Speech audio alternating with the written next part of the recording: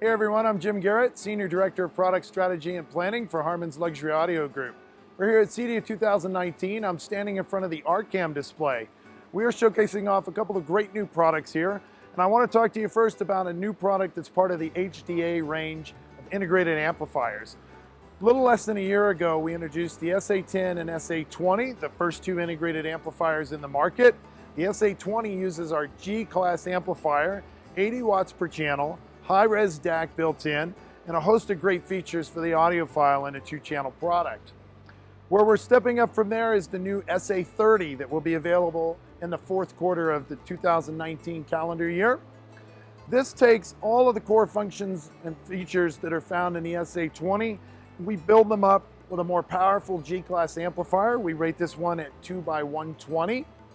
In addition to that, we've added moving coil capability on the phono preamplifier, and we've added the Google Cast streaming platform. So you open up the entire world of streaming services through the Google platform.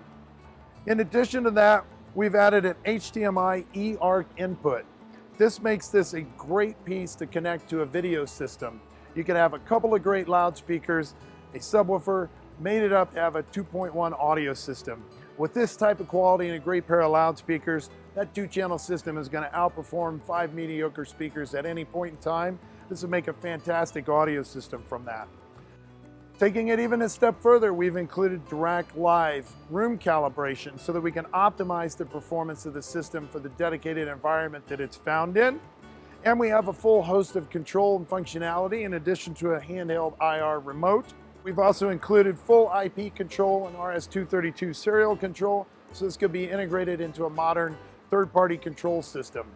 This amazing product will be available here at the fourth quarter of this calendar year, and you can find more information on this by visiting the Arcam website, www.arcam.co.uk.